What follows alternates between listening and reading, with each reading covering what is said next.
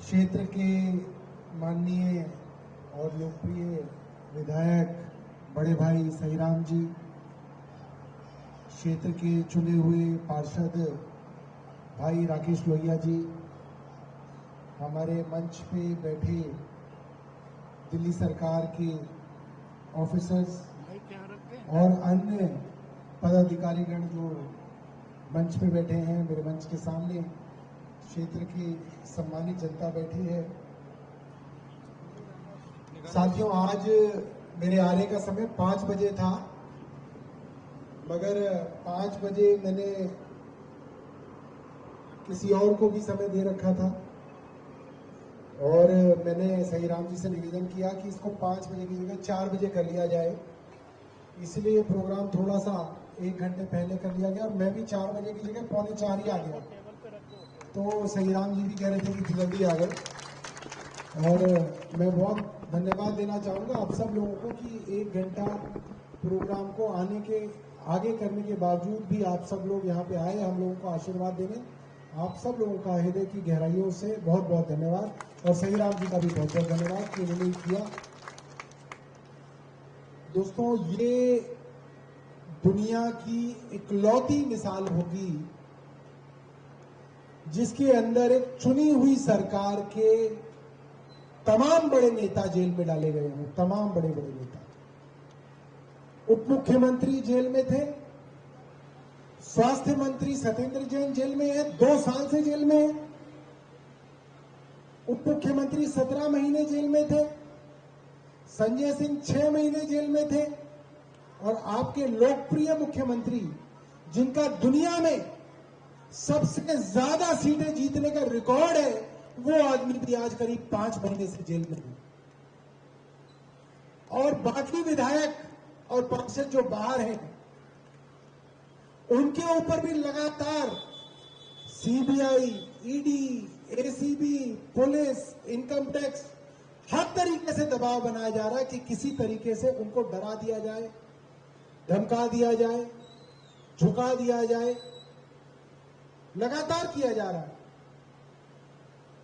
मगर इसके बावजूद कि हर कदम पर एलजी और एलजी के लगाए गए अफसर हर काम को रोकने की कोशिश कर रहे हैं।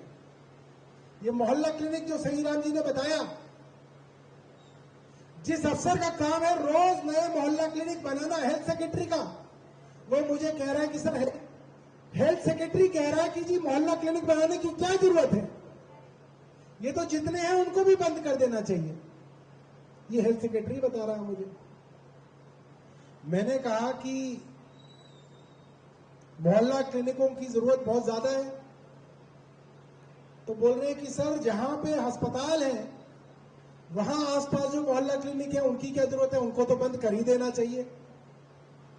मैंने बोला कि जो ये मोहल्ला क्लिनिक है वो है इसलिए कि आदमी छोटी मोटी बीमारी के लिए, जुकाम है, दस्त है, सरदर्द है,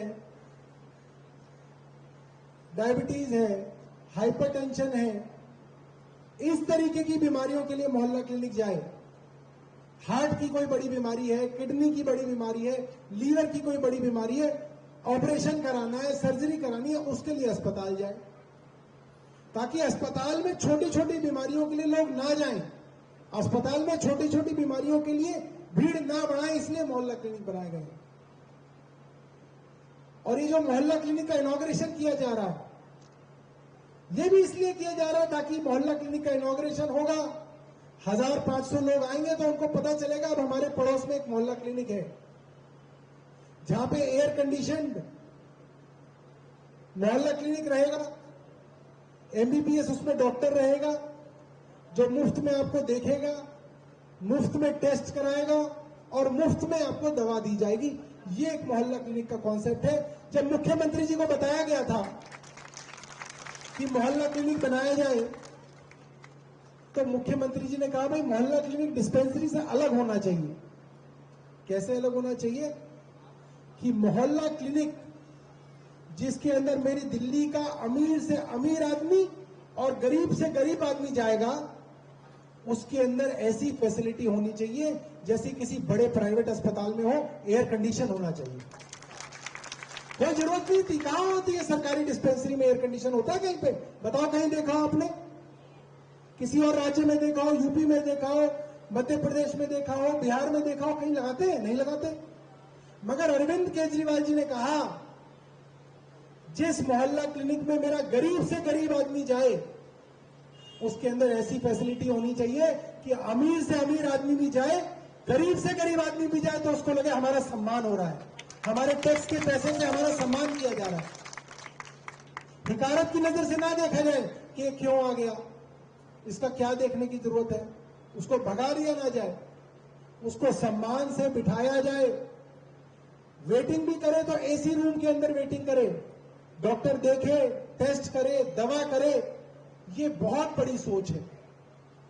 और आप सोचिए कोई और पार्टी होती, कोई और सरकार होती जिसका मुख्यमंत्री जेल में, उप मुख्यमंत्री जेल में, स्वास्थ्य मंत्री जेल में, संजय सिंह जेल में, बाकी जो जेल के बाहर है उनके पीछे पूरे दिन सीबीआई ईडीआई लगी हुई है, तो अब तक सरकार गिर गई होती, पार्टी टूट गई होती। जैसे महाराष्ट्र में सरकारें गिर गई, एनसीपी टूट गई, शिवसेना टूट गई, मध्य प्रदेश में कांग्रेस की सरकार गिर गई, कई जगह सरकारें गिर गई, मगर यहां पे न सरकार गिरी न पार्टी टूटी। मुख्यमंत्री जेल में है और बाहर मोहल्ला क्लिनिकों के ऑपरेशन हो रहे हैं, रोज हो रहे हैं, क्योंकि हमारे साथ जनता है, हमारे साथ जनता का आशीर्वाद है। आज झुग्गी टूटने का नोटिस आया है आपके पास। सही राम जी कह रहे हैं कि हाईकोर्ट के अंदर जाएंगे, वकील करेंगे, जरूरत पड़ेगी तो ईंट से ईंट बजाएंगे। मैं आपसे पूछना चाहता हूं, कहां है भारतीय जनता पार्टी? आया कोई आपके पास? आया आपके पास भारतीय जनता पार्टी का सांसद जो वोट लेके गया था? कहा सांसद ने कि आया एमसीडी मैं देखूंगा, मैं ईंट से ईंट बजाऊंगा? कोई भारतीय जनता पार्टी का आदमी नहीं आएगा। आपके लिए अगर खून बहाएगा तो आपका बेटा सहीराम बहाएगा। बुरे वक्त में पहचान होती है कौन आपके साथ है, कौन दूर है। वोट पड़ने का मौसम आएगा तो भारतीय जनता पार्टी आ जाएगी। कहेंगे आज हमारा झुग्गी का प्रवास है। मनोज तिवारी कहेंगे कि आज मैं एक रात को किसी झुग्गी के अंदर दिन रात बिताऊंगा। अरे भाई, झुग्गी में रात बिताने से क्या होगा? जब झुग्गी टूटने का वक्त आएगा तो बुलडोजर के सामने खड़े होने की औकात हो तो आके दिखाए मनोज तिवारी। आएगा? नहीं आएगा। आएंगे रामवीर विदुड़ी? नहीं आएंगे। आएंगे रमेश विदुड़ी? नहीं आएंगे, क्योंकि अंदर से ये लोग आप लोगों से नफरत करते हैं। और आप लोगों के साथ, आप लोगों के घर में, आप लोगों के प्रांगण में बैठ के खाने वाला आदमी सही राम है। आप जहां बुलाएंगे वहां आ जाएंगे और आपके साथ रहेंगे। बेवकूफ बनाने के लिए बड़ी बड़ी एडवर्टीजमेंट दी जा रही है, पोस्टर लगाए जाएंगे। अभी पोस्टर लगाया जाएगा झुग्गी सम्मान दिवस। क्यों बना रहे हो भाई ये दिवस? कह रहे जी आज हम झुग्गी वालों को सम्मान देंगे। बहुत बढ़िया। इलेक्शन से एक दिन पहले झुग्गी सम्मान किया जाएगा और इलेक्शन से पहले झुग्गियों को उजाड़ने के षड्यंत्र किए जाएंगे। ये भारतीय जनता पार्टी की सच्चाई है। आप लोगों को इस सच्चाई को समझना है और इस सच्चाई को बताना है। जब से 2 साल से एलजी विनय सक्सेना दिल्ली के अंदर आए हैं, लाखों लोगों को उजाड़ा गया है षड्यंत्र करके।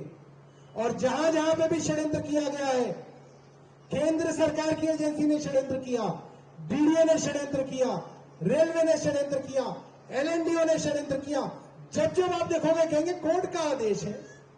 भाई कोर्ट गया कौन? कोर्ट गई केंद्र सरकार। केंद्र सरकार की रेलवे कोर्ट गई, झुग्गियों से उजाड़ा। एलएनडीओ केंद्र सरकार की गई, उन्होंने निजामुद्दीन से उजाड़ा। केंद्र सरकार की डीडीए गई, उन्होंने और किसी जगह से उजाड़ा। जहां जहां पे भी केंद्र सरकार की एजेंसियां हैं, वहां वहां पर कोर्ट में जाके ये षड्यंत्र किए जा रहे हैं, किसी तरीके से गरीब आदमी को उजाड़ा जाए। अब मैं आपसे जानना चाहता हूं, मैं आप सब लोगों को कहता हूं, भाई झुग्गी में मत रहो। झुग्गी के पास एक फ्लैट बना के दे देंगे सबको। झुग्गी के पास कौन कौन लोग हैं जो फ्लैट में जाना चाहते हैं? नहीं जाना चाहते? बढ़िया मकान बना के दिया जाएगा, जाएंगे? जाएंगे? वहीं रहना है? जहां झुग्गी वहीं मकान बना के देंगे तो जाएंगे? ये अरविंद केजरीवाल की सोच है कि आप किसी आदमी को उजाड़ दो यहां पे ओखला से और उसको बोलो कि भैया तुमको बसा देंगे नरेला में। तो जिस आदमी का रोजगार ओखला के पास है, वो किसी के घर ड्राइवरी करता है, वो जीके में रहता है, किसी के घर खाना बनाने का काम करते हैं, वो पड़ोस में रहता है, किसी के यहाँ और कुछ काम है, सारा रोजगार तो यहाँ पे। तो आप किसी को यहां से उखाड़ के नरेला कैसे बसा दोगे? तो अरविंद केजरीवाल जी ने कहा है कि जहां झुग्गी वही मकान जब तक नहीं दोगे तब तक आप किसी को नहीं उजाड़ सकते। हमें कोई समस्या नहीं है केंद्र सरकार से। केंद्र सरकार पहले अपना वादा पूरा करे। प्रधानमंत्री पिछले 3 इलेक्शन में जो वादा दे रहे हैं उस वादे को पूरा करे। प्रधानमंत्री ने हर चुनाव से पहले बोला है जहां झुग्गी वहां मकान। तो पहले प्रधानमंत्री नरेंद्र मोदी अपना वादा पूरा करे, फिर झुग्गी उजाड़ी जाएगी, वरना हम लोग वहीं पे धरना देंगे और केंद्र सरकार की ईंट से ईंट बजा देंगे। ये मैं आप लोगों को वादा करके जा रहा हूं और सहीराम जी आपके साथ हैं। ये झुग्गी क्लस्टर दूसरी का लिस्टेड झुग्गी क्लस्टर है। 179 जनता जीवन कैंप जो झुग्गी क्लस्टर लिस्टेड क्लस्टर है, डोसिप की वेबसाइट पे उसका नंबर चढ़ा हुआ है। उस क्लस्टर को तभी तोड़ा जा सकता है जब आप वहां पे रहने वाले लोगों को वहीं पर मकान की व्यवस्था कर दोगे। उससे पहले आप नहीं उजाड़ सकते। तो साथियों, मेरे पास आज थोड़ा समय कम है, इसलिए आप सबका दोबारा से बहुत धन्यवाद करूंगा। और मैं आपको बता रहा हूं, ये राम वाले झूठे हो सकते हैं मगर सही राम बिल्कुल सही है। ये सही भी है और राम भी है। इनके नाम में दोनों है, राम और सही दोनों है। तो बहुत बहुत धन्यवाद। अब हम सब लोग जो है इसका इनॉग्रेशन करेंगे। आप सब लोग यहाँ पे आए, आप सब लोगों का बहुत धन्यवाद। और सही राम जी